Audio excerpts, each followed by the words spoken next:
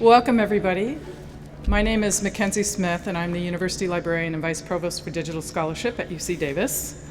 And I would like to start by thanking you for joining us today to celebrate our 2023 Lang Prize winners. Before we begin the program, I would like to briefly acknowledge the land on which we are gathered. For thousands of years, this land has been the home of the Patwin people. Today, there are 3 federally recognized Patwin tribes: the Cachel-Dihi Band of Wintun Indians of the Calusa Indian Community, the Quetzal-Dihi Wintun Nation, and the Yocha-Dihi Wintun Nation. The Patwin people have remained committed to the stewardship of this land over many centuries. It has been cherished and protected as elders have instructed the young through generations. We are very honored and grateful to be here today on their traditional lands. The Lang Prize recognizes undergraduate students who have made exceptional use of the library's resources for an original research project. The prize highlights excellence in undergraduate research, and through it, we hope to inspire more students to explore the incredible resources available to them through the library. I would like to thank all of the students who took the time to apply for the prize, the committee who spent countless hours reviewing the applications, the library team who helped to organize this event today, and the Lang family, without whom there would be no prize. Joining us today is Andy Lang, the nephew of late Professor Emerita Norma Lang, in whose honor we named this prize. Professor Lang taught botany here at Davis for almost 30 years. She's remembered for her 2 great passions: her love of the research process and her dedication to her students. It's thanks to her generous gift to the library that we were able to create this prize. Her nephew, Andy Lang, worked closely with us to develop the idea for the prize as a fitting way to honor his aunt, Professor Lang, and to honor her memory. So we're grateful that he's made a gift of his own to support the prize in the future and engage more of the Lang family in continuing his aunt's terrific legacy. Thank you, Andy. Would you please come up now and share a few words about your aunt?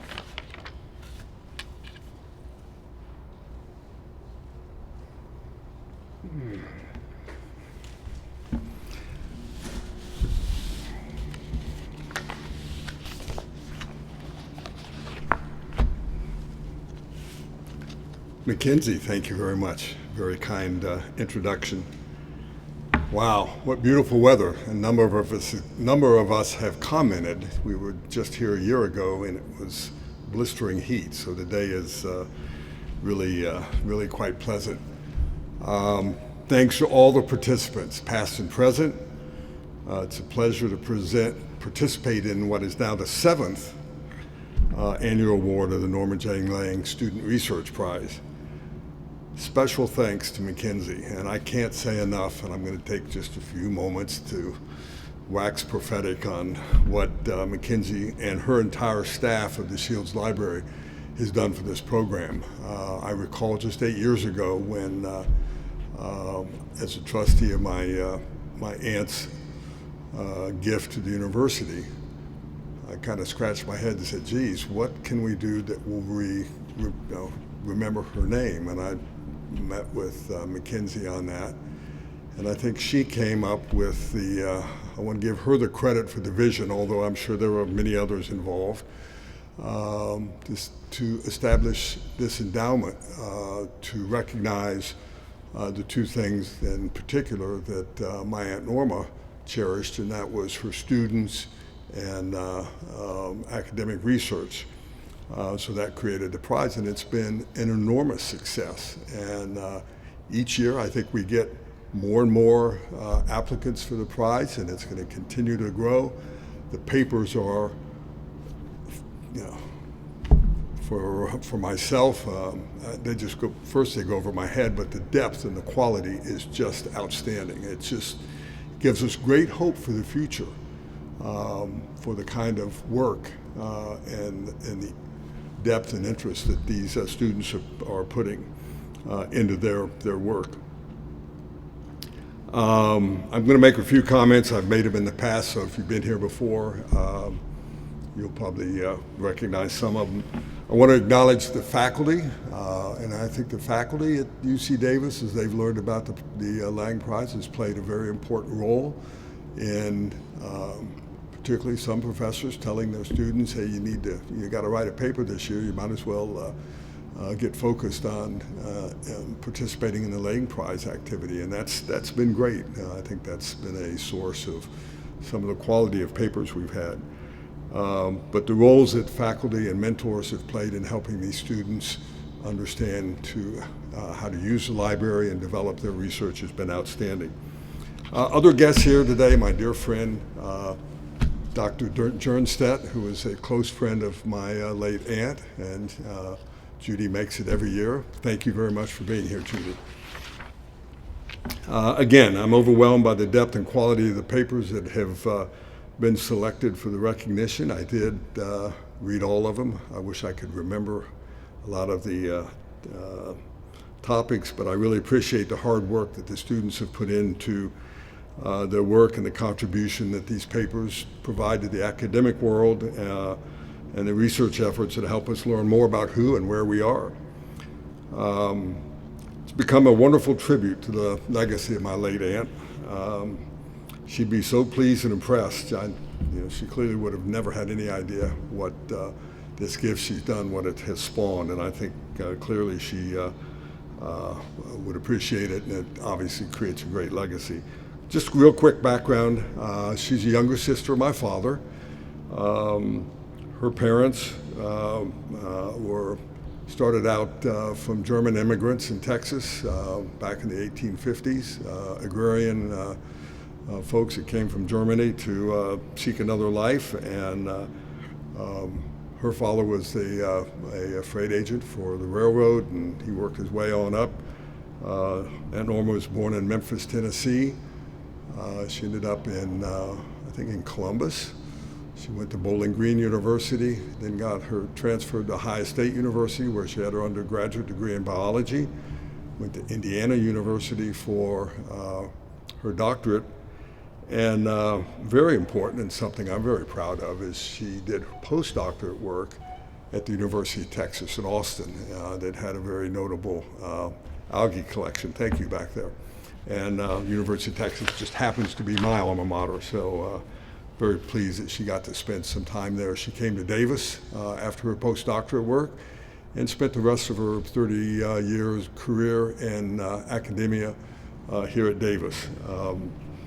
I visited her frequently after her retirement, and I can tell you, she really adored this town, and it's easy to understand. Any of you that have lived here, gone to school here, really appreciate how unique Davis is. Her research was leading edge in its time in the use of electron microscopy for structure analysis of algae, and specifically blue-green algae. Judy, did I get that right? Good, thank you. She was recognized for her research studies and leadership with numerous awards that you can find in her biography. But what I want to highlight here, and it's already been mentioned by Mackenzie and myself, is her love of teaching and working with students. She was known for being demanding, very often with a bit of an edge, and but she was always pushing her students to higher standards, and also known for having a kind heart and generosity of her time for those who wanted to engage in her teaching. After retiring from UCD, she continued to teach by supporting adult literacy at the Woodlands Library. She had a very strong conviction for giving back to the community and society from which she was afforded such rewarding opportunities. And that's the message I want to leave with you today, to remember the great opportunity you have had as students that's been provided by this outstanding educational institution at University of California, Davis. As you secure your future success, remember UCD, and I'd ask that you consider supporting the Lang Prize in your contributions in the future. I should remark on the papers. Please apologize if I don't get your name right, but Maram, very impressive.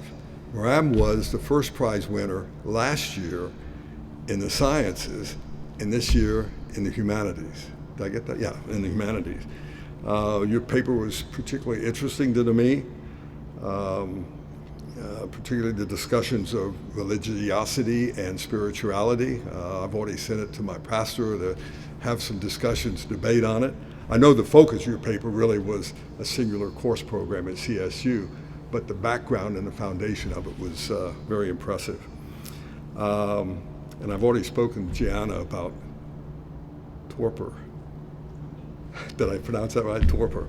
That's a great one. And, kind of moving along in my years, I'm fascinated with that. I live in Wyoming, and it gets very cold in the winter. I'm thinking maybe I need to spend more time outside in the cold to kind of do a pseudo hibernation. So great paper. All of them were excellent, and could probably spend a lot of time just reviewing them. But I think each of you will get a chance to do that in a minute. In the interest of time, I'll close and pass it on to whoever's taking over from me. I look forward to another competition in 2024. It's going to be a special year, and I look forward to seeing my Davis friends again at that time. Congratulations to each of you for your contribution to this wonderful prize recognition. I wish you the best in your future endeavors. And again, special thanks to the Shields Library staff.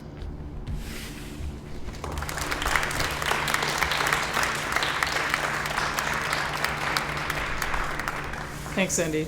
It's really special to have a member of the family be able to come and talk about the award designee, because a lot of us never got to meet Norma, so it's a real treat to be able to hear a little bit about her and what motivated her to give the gift that led to the prize. So to open our program today, I need to introduce Dr. Milman Harrison, who is UC Davis's Associate Vice Provost for Academic Programs in the Undergraduate Education area and Associate Professor of African American and African Studies. As the Associate Vice Provost, Dr. Harrison provides academic leadership for the Undergraduate Research Center and serves as the Faculty Director of the University Honors Program. And we're delighted to have 3 Honors Program students among our prize winners today. As a UC Davis alum himself and a first-generation college graduate, Dr. Harrison is deeply committed to teaching, mentoring, and creating educational spaces where every student feels welcomed and heard. Dr. Harrison, thank you very much for coming.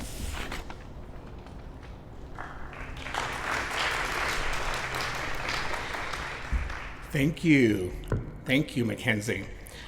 Gosh, I just have to say it, yes, I am an alum of UC Davis, and when I went here, that was the library, that part. And the entrance was on the other side of the building over there. It was, yeah, those were the days. Good afternoon, everyone, and welcome to this very special gathering to honor the recipients of this year's Lang Prize for Undergraduate Information Research.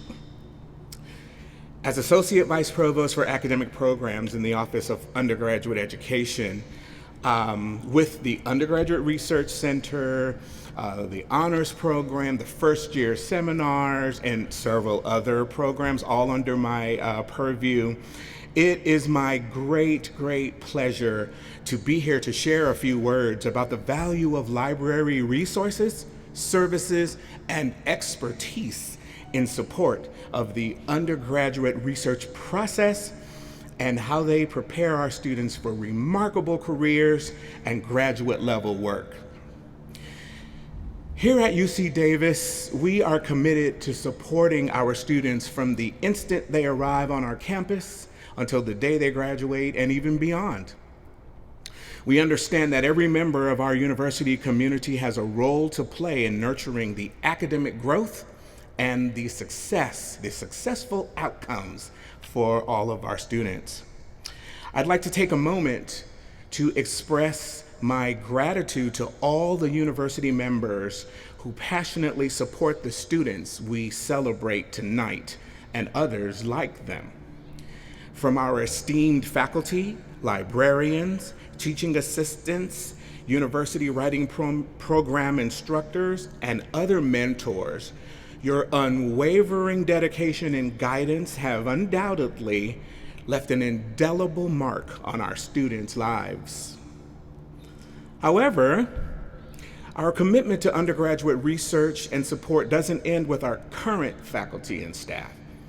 Many of our faculty and staff continue to contribute to the academic community even after retiring from active service. Norma J. Lang, for whom this prize is named, serves as an example of such dedication through her generous gift.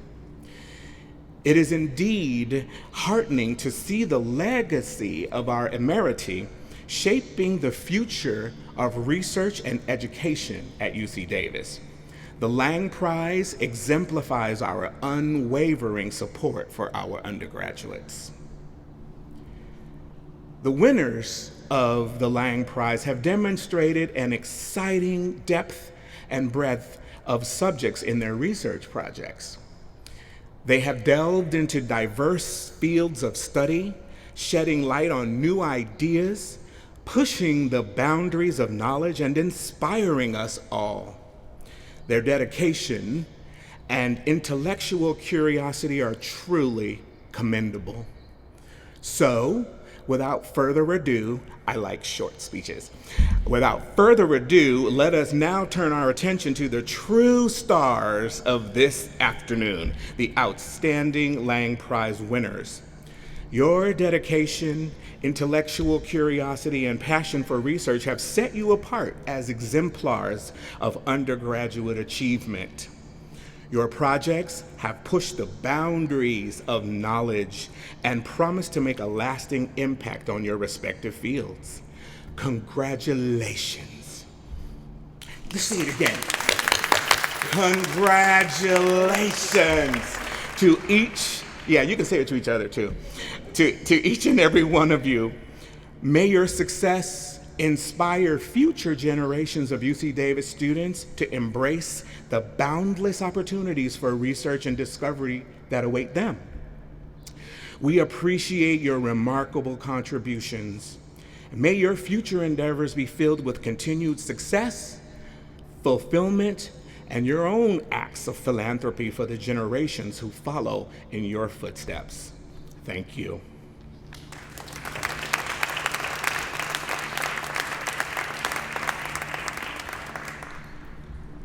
Thank you so much, Dr. Harrison. I'm Elisa McManus, and I'm Head of Student Services at the library and the 2023 Chair of the Lang Prize for Undergraduate Information Research. Before we hear from our student winners, I want to thank our prize reviewers. Many of you I see are here, and some of us who have been with us for past competitions as well. I also gratefully acknowledge the library team who worked on this event. And thank you to the Lang family for your generous gift to recognize students who use the library to do information research. So now we're going to hear from our prize recipients, and each student is going to give a brief overview of their project. And you can find additional information about the projects on the library's website if you want to know about one or more of the students' projects in more detail. So to begin the award presentation, I'm pleased to present the third place award in Arts, Humanities, and Social Sciences, Kiara Kunis. Kiara is an international relations major. Her project is the Nigerian government's response to violent conflict exacerbates civilian fear, is her honors thesis in political science. Kiara's sponsor is Assistant Professor Lauren Young from the Political Science Department. Kiara, will you please come up to the podium? Thank you.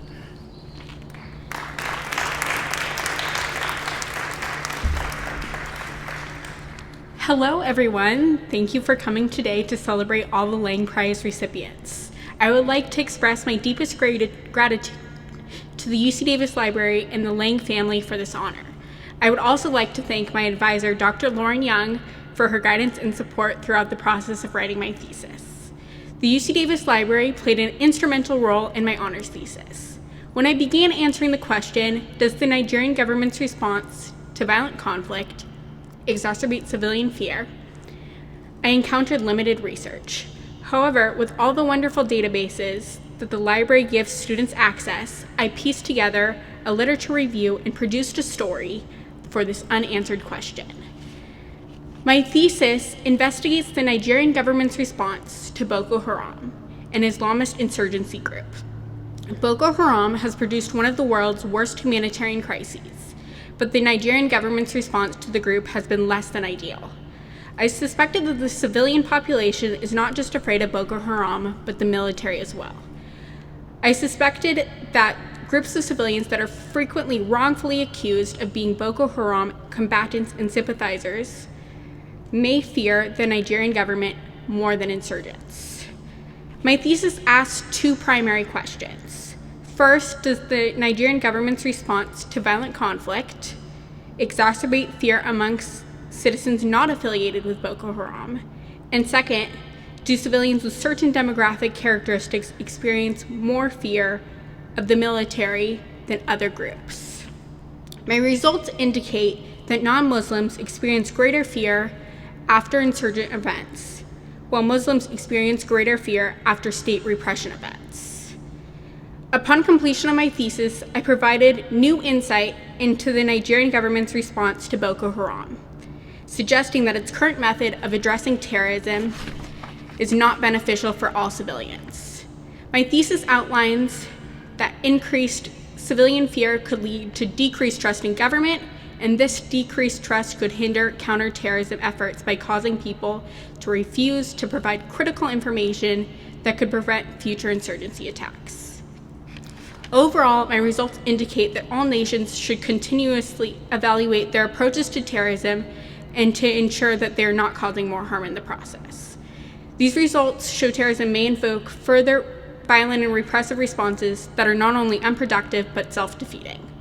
While this is a grim thought on such a happy and celebratory occasion, it is this type of research that will hopefully help us improve governance throughout the world.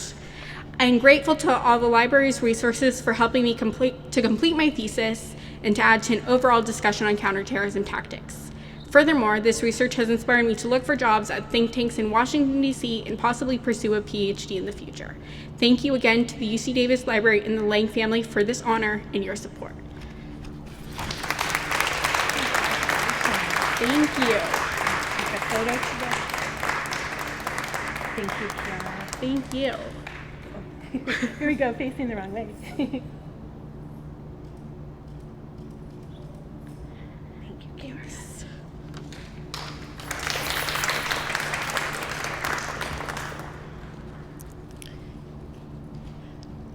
So next I'm going to present the second place award in Arts, Humanities, and Social Sciences to Michaeli Moore.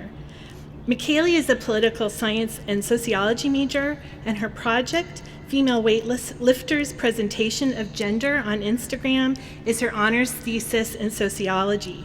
Michaeli's sponsor is Professor Erin Hamilton from the Sociology Department. Michaeli?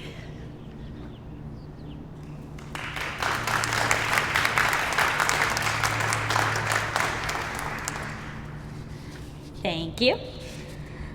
I appreciate the introduction. Again, my name is Michaeli, and the project that I submitted for the Lang Award was my senior thesis.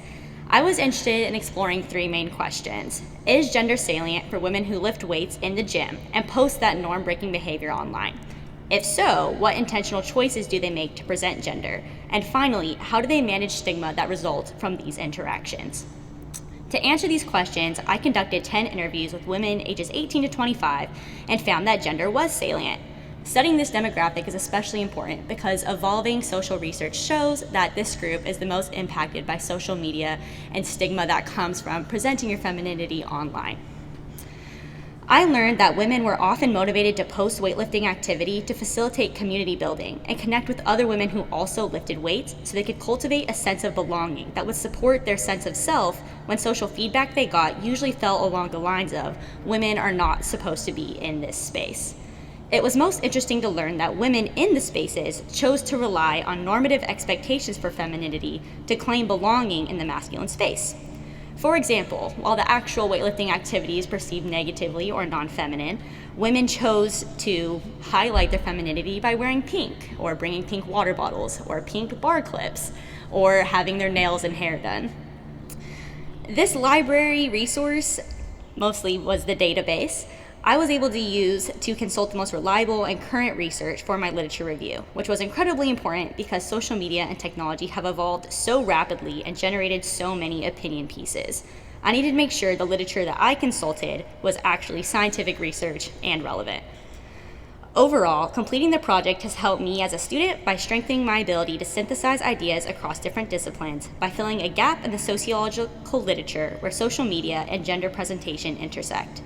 I think this skill will be especially important next year as I begin law school, and it will be necessary to extract both main ideas and implications from large bodies of literature, prior speech, and precedents. I am incredibly thankful to be awarded the Lang Prize, to the Lang family and the library for supporting my research, in addition to Drs. Hamilton and Ferris, who were my advisors on this project. Thank you.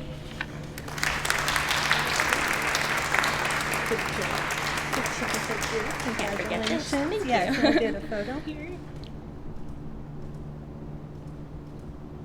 Thank you. Congratulations. Congratulations, McKaylee. And finally, I am pleased to present the First Place Award for Arts, Humanities, and Social Sciences to Maram Sarah. Maram, yay, Maram.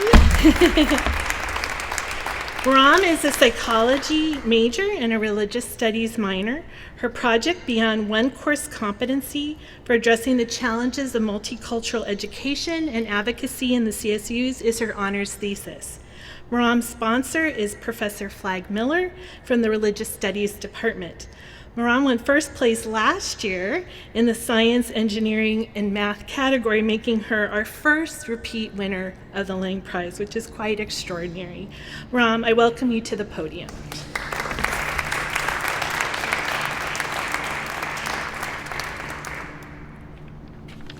Hello everyone, so my name is Maram Saada, and before I begin I would like to thank the Lang family, Professor Miller, who helped me develop my paper, the librarians, and everyone from the Lang Prize Committee who have been in contact with me for the last couple of weeks, and most importantly, my family and friends. It's a huge honor to receive this award. My paper, titled One Course Competency for Addressing the Challenges of Multicultural Education Advocacy in California State Universities, was written for my honors thesis. And I completed it within the Religious Studies Department, with the guidance of Professor Miller. I knew I wanted to incorporate both psychology, my major, and religious studies, my minor, into my thesis, but didn't know how to narrow down my ideas into more specific research question. I ultimately found my answer when researching counseling master's programs. When examining the curriculum, I realized that few programs offered classes specifically focusing on inclusion and diversity, and few programs offered classes, and I realized this topic was seldom discussed while pursuing my undergraduate degree as well. The dialogue surrounding the topic has always been vague, only hinting at recommendations and the importance of diversity issues. This realization ultimately led me to my research topic. So as I sought to analyze to what extent and in what ways counseling programs, specifically the California State University system, were preparing their students to become culturally competent therapists by looking at their curriculum and the licensing process. Professor Miller advised me to start by compiling sources in an annotated bibliography in order to organize the research on the topic. I began by performing a general search using the library's extensive resources and looking for psychology research articles in databases like APA PsycInfo, JSTOR, and ProQuest. I specifically wanted to examine the language surrounding multicultural education and how cultural relativities are often translated to treatment. In my research, I found that although all counseling programs had one multicultural education class, as was mandated by law, few schools offered supplementary courses or incorporated a variety of issues into the curriculum. For instance, few schools included topics like spirituality and religion, and the curriculum seldom discussed social justice issues within the mental health care system. Overall, writing this thesis helped me understand how the counseling curriculum is designed and how it can be improved to better serve the diverse individuals we hope to help. I'm truly grateful for this award and hope this opportunity spurs more interest in undergraduate research. Thank you.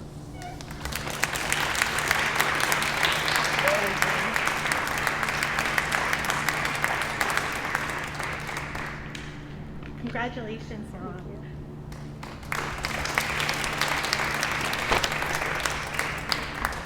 Okay, we're going to move now into the science, engineering, and math category.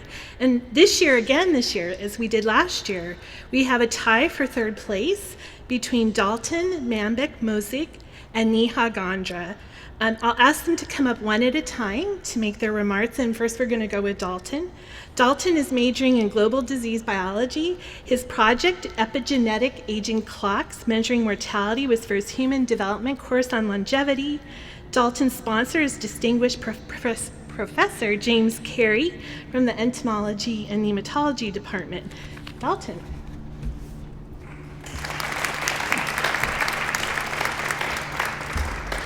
Hello everyone. As you probably heard, I'm a third-year GDB major here at UC Davis. And, well, before I start, I would like to thank the library, the Lang family, and Professor Carey. I know a lot of us are here today thanks to his enthusiasm for quality writing in the sciences. So thank you so much for helping me learn how to be a better writer. So my paper, which is a review article from his longevity class, is about epigenetic aging clocks, specifically ones based on DNA methylation and the uses that we have for them now and in the future. Basically, just a general overview of them, what we're doing with these clocks is we're taking a look at how some of the regulation systems for gene expression in your body have the ability to tell us about what has happened to you in the past at these methylation sites. We can determine things like hazard exposures that have happened to you, your relative age, your risk of death even, by looking at tens of thousands of these places all along the genome and aggregating them into aging clocks, making some really extraordinarily precise predictions. We can actually use one of them, the Grim Age clock, and it's a mortality predictor. It determines your remaining lifespan more accurately than your gender, than your age, and a bunch of health factors like whether you were a smoker and so on, environmental stressors. All of that combined, Grim Age is actually better at telling you how long you're going to live. So that is just truly remarkable to me. These clocks can also let us test out interventions that boost longevity and health. So I know some of the other students here in longevity, we're looking at things like diet and torpor. Well, if we don't want to wait for decades to figure out whether those interventions are going to help, we could use these clocks to try and see if there was progress in the very short term, which is really, really awesome. In writing my paper, access to library journals has been a huge help, and databases. I would not have been possible without that. I'm also really grateful to the library for having a good place to study for me and my friends, and I've also really enjoyed the exhibitions that we have. They change them out every now and then, and it's just always a real pleasure to come take a look at some of the history of the library and the various movements that have grown here over time. I would also like to just stress how important it is to write with an eye towards your audience in the sciences. We really want to make our papers accessible. We want to have good flow. We want to be able to include plenty of references and so on, such that scientific papers can be understood by everyone. I know a lot of the papers I looked through when I was writing my review weren't really made with that in mind, so I was very grateful to the ones that were, and I tried to make mine like them, as it were. I guess one final thing, I've got to absolutely recommend citation compilers like Zotero. Professor Carey introduced them to me, and it made the worst part of writing absolutely wonderful. I used to spend so long on that, that now I don't really have to anymore, and it's truly marvelous. But I'd like to thank again the library, the Lang family, and Professor Carey. It means an awful lot to me to be here today. It's the first time I actually won anything at all for my writing, and it's really nice to be recognized here. Thank you so much.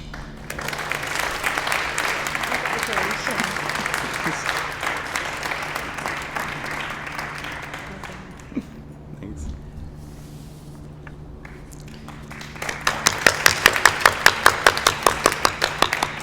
And our Neha Gondra is also a third place winner in this category.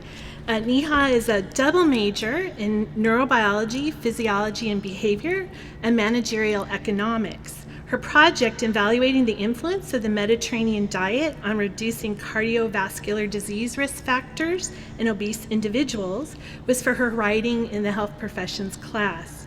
Neha's sponsor is Dr. Brendan Johnston from the University Writing Program. Neha?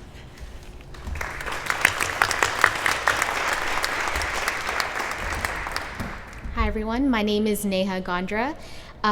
The first thing I'd like to do is thank the Lang family and for the UC Davis Library for offering this opportunity in the first place. Not many undergraduates really get the chance to be recognized for their writing, especially if it's a formal academic writing. So I'm very thankful that me and the other winners up here have had that opportunity. I would also like to thank the health sciences librarian here at the library, Eric, as well as my professor, Professor Johnston, for being incredibly supportive of the research projects that undergrads do, as well as providing advice and necessary resources for me to help complete my project. I'd also just like to thank my family for always encouraging me to creatively take on new challenges and really put myself out there with the work that I do. So my research project was looking at how does the Mediterranean diet affect cardiovascular risk factors in people who are obese.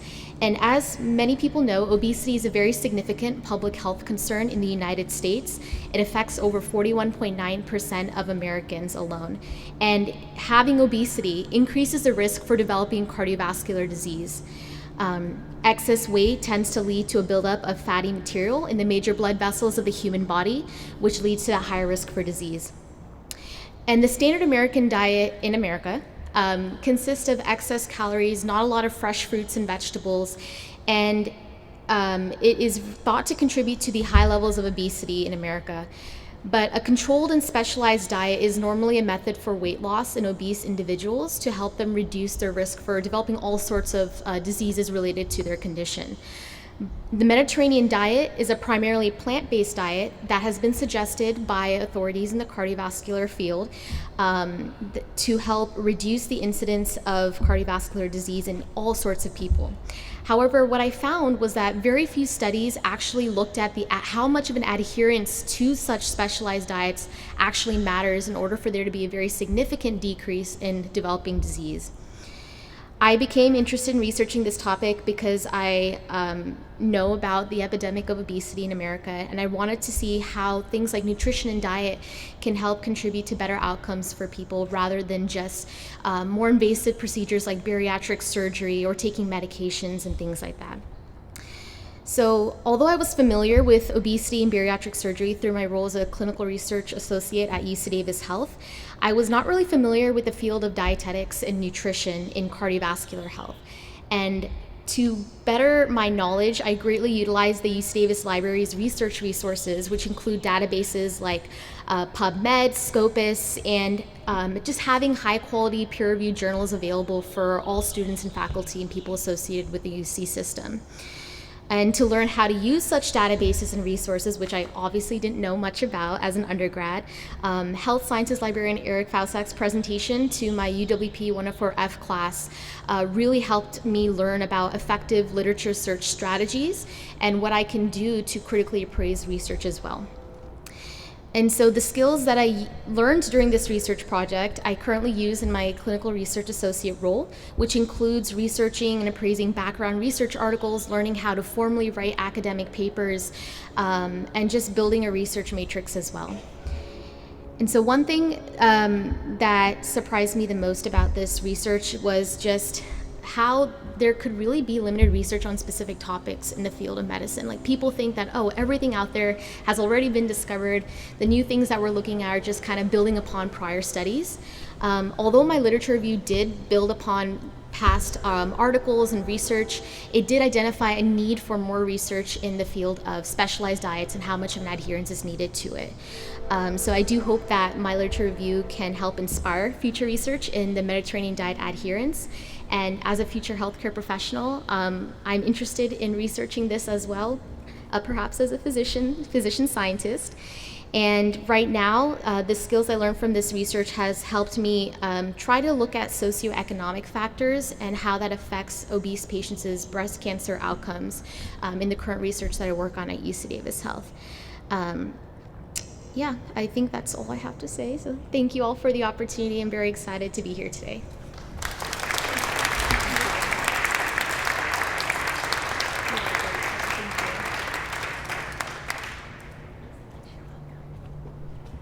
Congratulations, Neha. Okay, our second place winner in the Science, Engineering, and Math category is Sarah Shores. Sarah is a psychology major. Her project, Androgen Insensitivity Syndrome, Differences of Sex Development, was for her Human Development course on longevity. Sarah's sponsor is Distinguished Professor James Carey. Sarah?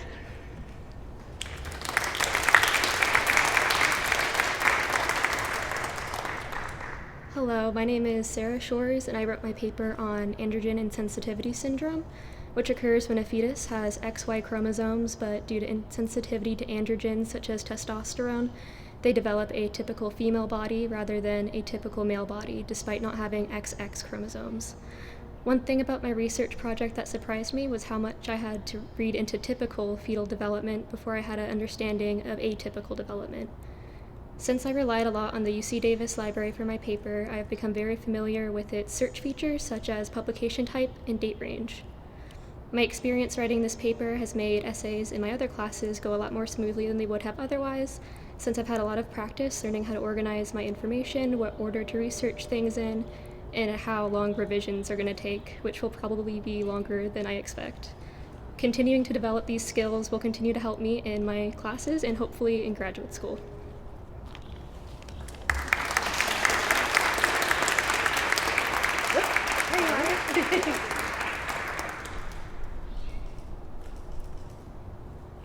Congratulations.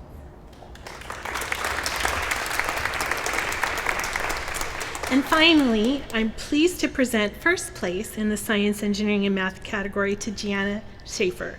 Gianna is majoring in molecular and medical microbiology. Her research project, Time Out with Torpor, History, Biology, and Future Medical Applications of Survival Strategy, was for the Entomology 199 Special Study Hibernation Writing Project. Gianna's sponsor is once again Distinguished Professor James Carey. Gianna?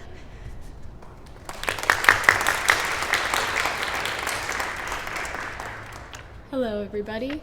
I'm Gina. So, like all of the other recipients today, I would like to start by acknowledging the Lang family for creating this amazing academic opportunity. The Lang Prize is a huge honor, and I'm so grateful for all that I've learned through this process. Next, I would like to thank Dr. Carey, who I'm sure you've all heard this name already with the other two winners who have been sponsored by him. You've been such an integral part of this journey and offered so much guidance to both my research and writing process. So thank you for helping me through this research journey and encouraging me to submit my paper. I would also like to thank my mom for coming all the way out from Minnesota for this. You always make me feel very loved and appreciated, so thank you for being here. Excuse me, thank you for being here.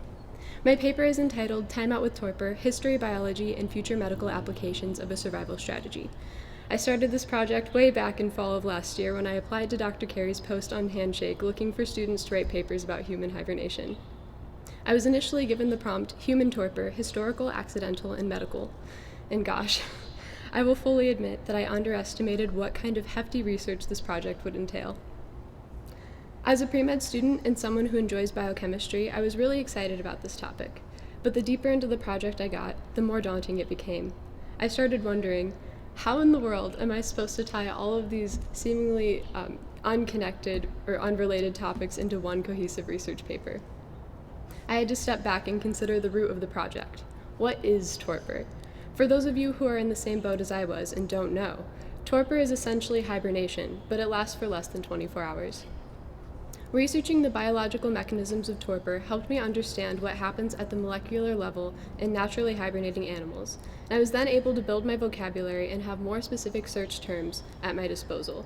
The topic developed from simply discussing what happens and what could happen when humans enter a state of torpor to how can we get people who don't have an active hibernation gene to enter this state, and what are the potential benefits if we're successful. This is where the library was extremely helpful, and a talk by one of the librarians, Eric, in my UWP 104F class helped my research process evolve from floundering on Google Scholar to using advanced search features on the UC Davis Library website, and even searching directly in the databases that I'm fortunate to have access to through our library. With this project, I discovered that research is underway already to synthetically induce torpor in people, and a major component of that includes maintaining controlled hypothermic conditions. As for the benefits of human torpor, we can increase longevity. Natural hibernators tend to live longer than their relatives, with the species of lemur outliving their relatives by nearly 10-fold. Additionally, we might be able to preserve patients in a critical state long enough to get them to medical care they need. There is a clinical trial underway to see if rapid cooling hypothermic conditions can help preserve trauma victims for up to an hour. If this or future trials show promise, mortality rates for trauma victims may go way down as people can successfully make it to the hospital for treatment. There are so many medical possibilities, though I should add that torpor, even longer stints of hibernation, are not the sleep-all-the-time vacation that you might think. It's a survival state that requires a period of recovery afterwards, so it's likely to be mainly used for medical emergencies, if, or really when, it hits the mainstream. And here's where it all ties together. Preserving patients and increasing lifespans through human hibernation sounds like a piece of fiction, right? Well, it is. It has been rooted in stories like Europe's Sleeping Beauty or the United States' Rip Van Winkle, or even China's Zhang Yunrong, spanning centuries. But there's truth to it too. Populations in Siberia conserved energy and resources by falling into a deep sleep akin to torpor, waking only once per day to eat and keep the fire going, and would continue this for up to 6 months a year. A woman survived 80 minutes in icy water, 40 of which were devoid of oxygen, in the 1990s after a ski accident, and she made a full recovery, no brain or other permanent damage, and is still alive and well today.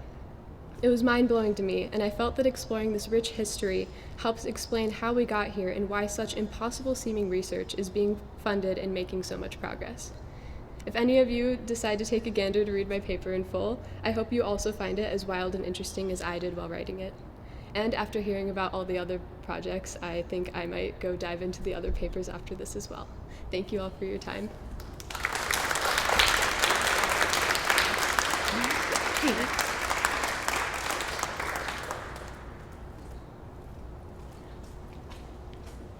Congratulations, Gina. And let's please give a round of applause for all of our winners. Okay.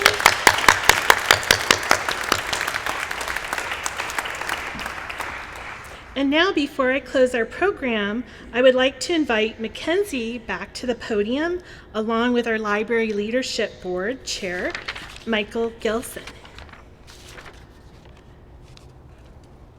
As they come forward, let me stay by the mic here.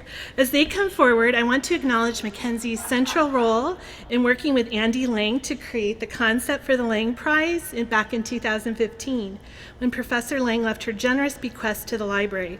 Today marks Mackenzie's final Lang Prize ceremony since she is retiring after more than a decade of service, leading the UC Davis Library. Our board chair, Mike Gilson, would like to say a few words.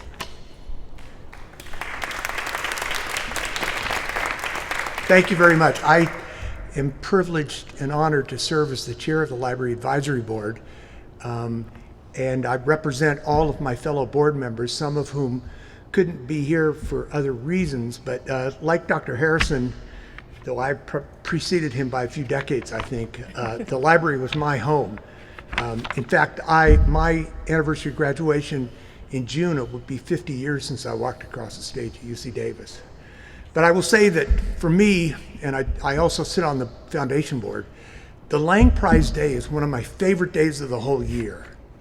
It really is, and I mean, listening to the undergraduates, it just wows me with the quality of the work they're doing. So I'm privileged to help support that. Mackenzie, we couldn't let this day pass without acknowledging your tremendous leadership for the library, and I think all of us share in the gratitude of what you've been able to do with this university. You really make it shine. And I want to read just a couple of comments. We can take off this maybe now. It's a little present from Mackenzie. People probably have no idea why you're doing any of this. Well, this was a perfect opportunity in front of all these friends and people that share our passion for the library. So these are the comments that are on the back. But then on the front,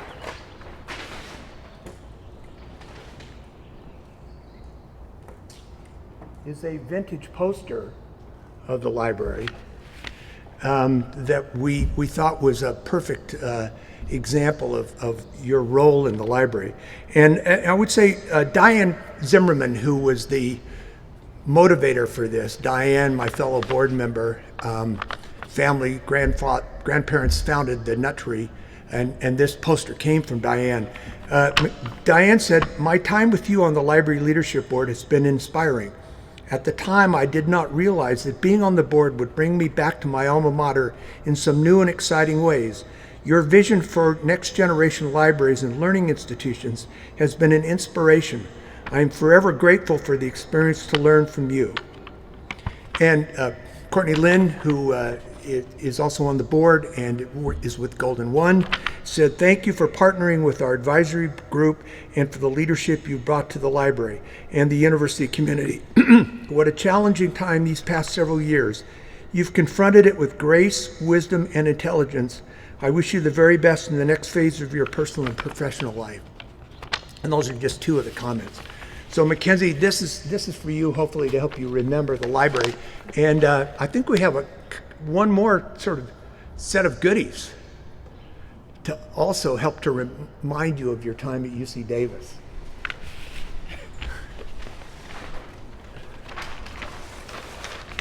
I'll get that. I got that. Hey. What's that? The paper in your hand. Wait, sorry. So this is for you with a suitable tote bag filled with UC Davis stuff to help you remember your time here. And I hope you'll enjoy it. Thank you, Mike. I should explain that I'm going to be retiring in about a month. So that's why Mike is saying all these nice things about me, but I don't want to make this about me because it's really about you. And this is one of my favorite events of the year too, and has been ever since we started it. Andy, all of you, have made this a remarkable event, and I think our undergraduate students are awesome. And I really hope that you will pass the word on to other students and make sure that they participate because you're what we're here for. So thank you all for making this a fabulous decade for me, and I'm going to miss you all. Thank you.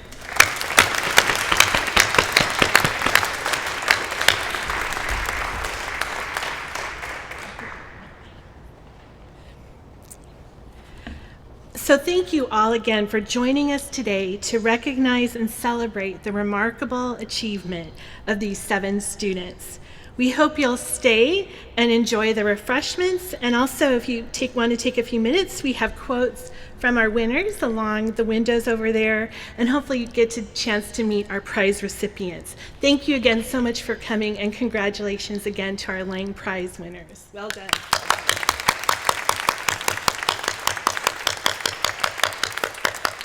Thank you, everybody.